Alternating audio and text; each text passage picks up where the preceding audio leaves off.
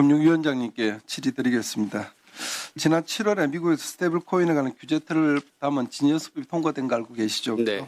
국내에서도 자본 유출과 원화 가치 하락을 우려해서 하나 스테이블 코인 도입이 좀 본격화되고 있는 거 아까 질의가 나왔는데요.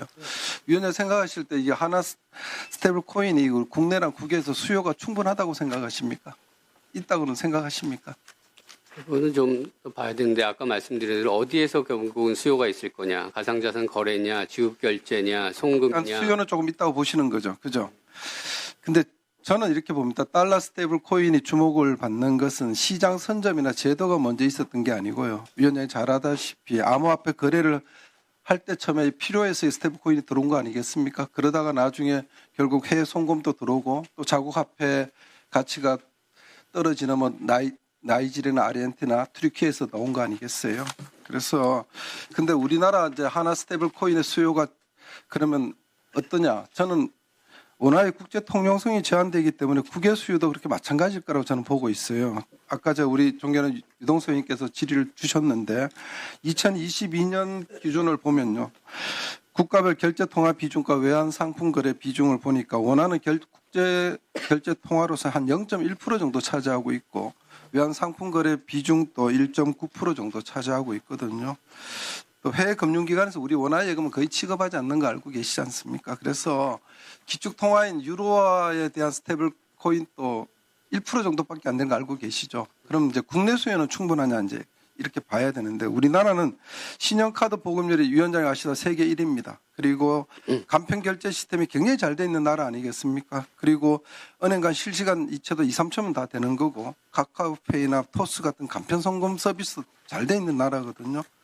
더군다나 원화 암호화폐 구매도 원화로 구매할 수 있지 않습니까 우리가? 그럼 이런 경우에 과연 실질적으로 원화 스테이블 코인의 수요가 필요하냐? 있겠냐? 전문가들은 그렇게 많지 않다고 보는 게 현재 상황입니다. 그래서 그러면은 수요가 공급을 만들어야 되는 거지 공급을 통해서 억지로 수요를 창출한다. 그렇게 되면 가사 원화 기반의 스테이블 코인이 만들어진다 그래도 우리끼리 되는 거죠. 디지털로 따지면 디지털 고립통화 될 가능성이 저는 충분히 있다고 봅니다. 이 점 좀 생각해 주시고요. 그래서 일단 저도 뭐 혁신의 의미에서 스테이블 코인을 도입하고 또 우리 글로벌 경제에 뒤처질 우려도 있다는 점에도 저는 공감을 합니다. 그렇지만 우리 통화에 대해서는 간단하게 생각할 문제가 저는 아니라고 봐요. 그래서 일부에서 원화 스테이블 코인과 통화 주권과의 연관성을 주장하고 있는데 저는 이게 그렇게 많지 않다고 봅니다. 통화 주권은 위원장님께서 전문가로서 더 잘 아시겠지만 우리나라 국가의 통화 정책에 달려 있다고 보는 거거든요.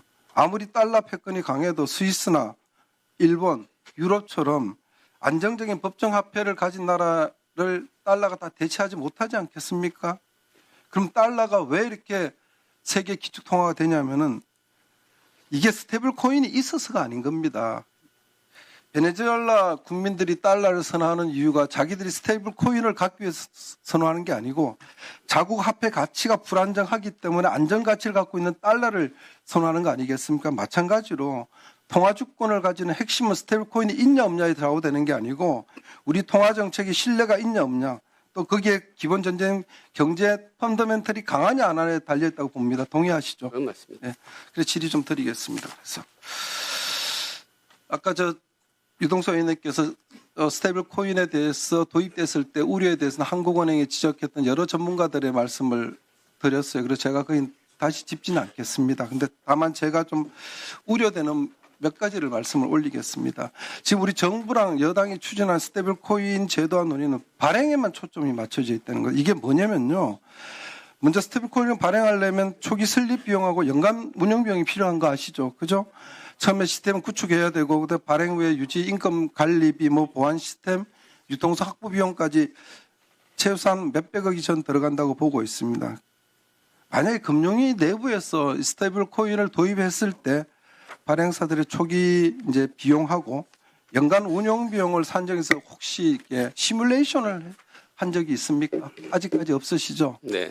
그게 뭐냐면은 조금 듣기 거북한 말씀이지만 발행 구조만 논의를 했다는 거지 이게 성장 지속성에 대해서는 검토가 좀 부족했다고 저는 말씀을 드리고 싶어요. 앞으로 이제 준비를 하시면 되는 겁니다. 그리고 위원회 생각에 이 발행사들이 어쨌든 수익 모델을 갖고 있어야 되지 않겠습니까? 그럼 어떤 수익 모델을 갖고 있다고 보세요? 제가 볼 때 세계 스테이블 코인의 거의 70%가 테라죠.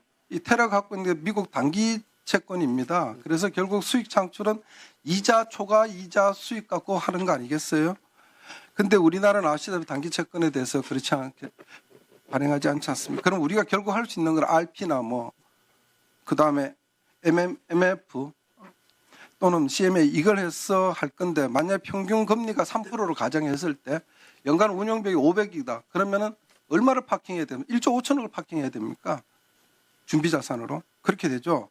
이 정도 준비 자산이 없다 그러면 결국 수익을 내기 위해서 다른 일을 해야 됩니다. 다른 상품, 이렇게 결제 수수료나 송금수 이런 다른 금융 행위를 해야 되는 거죠. 그래서 이 만약에 스테이블 코인을 발행하는 사람들이 스테이블 코인으로 해서 적자를 보게 되면 다른 수익을 창출하기 위해서 결국 금융 행위를 해서 수익을 내야 되지 않습니까?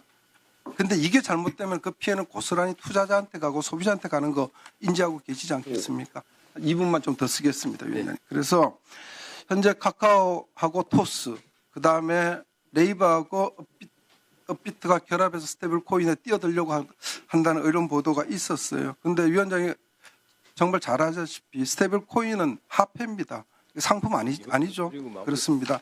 만약에 규제 사각지에 있는 비금융권의 이 스테이블 코인의 발행권을 주게 돼서 어떤 문제가 생기냐 그러면은 아까도 말씀드린 적자가 되면은 여러 가지 인센티브를 마련해서 프로모션을 할 수 있어요. 그렇게 되면 화폐마저 플랫폼 경쟁에 뛰어들게 됩니다. 그러면 화폐에 뭐가 무너지죠? 건전성이 무너지게 됩니다. 더군다나 예금자 보호법에 대상되지 않죠. 직격탄을 맞을 겁니다. 이거는 정말 심각하게 고려해야 될 문제가 봅니다. 그리고 또 한 가지는 네이버 같은 경우 네이버 쇼핑 결제할 때 자기 네이버에서 만든 스테이블 코인만 쓰게 할 거예요. 카카오는 카카오 생태계만 쓸 수 있는 걸 만들려요. 그렇게 되면 어떻게 되죠? 소비자가 플랫폼에 종속되게 됩니다. 이게 바로 저희가 금산분리 정책을 유지하는 이유입니다. 산업자본이 금융을 지배하게 되면 어떤 일이 일어나는가 위원장님 너무 잘 알지 않습니까? 그죠? 경제력이 집중되고 공정성이 무너지는 겁니다. 그래서 이 하는 총재께서도 자금이 낮은 기업이 스테이블 코인을 발행하게 되면 돈 세탁에 이용될 거고 자본력이 충분한 기업이 발행하더라도 결국은 금산분리 원칙이 위배될 수 있다 이렇게 경고를 했던 겁니다. 또 하나 이 가상자산 거래소 업비트 같은 경우가 스테이블 코인을 만약에 발행한다 그러면은 가장 심각한 게 뭐냐면 스테이블 코인을 발행하고 상장도 하고 거래도 안 합니다.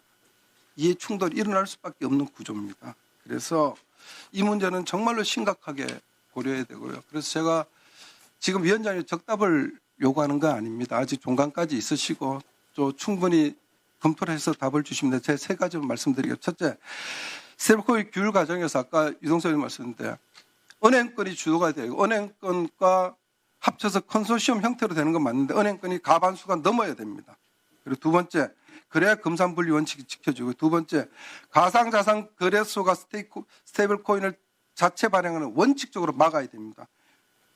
그리고 빅테크와 핀테크는 그냥 기술 파트너만 역할하면 돼요. 컨소시엄 구성할 때.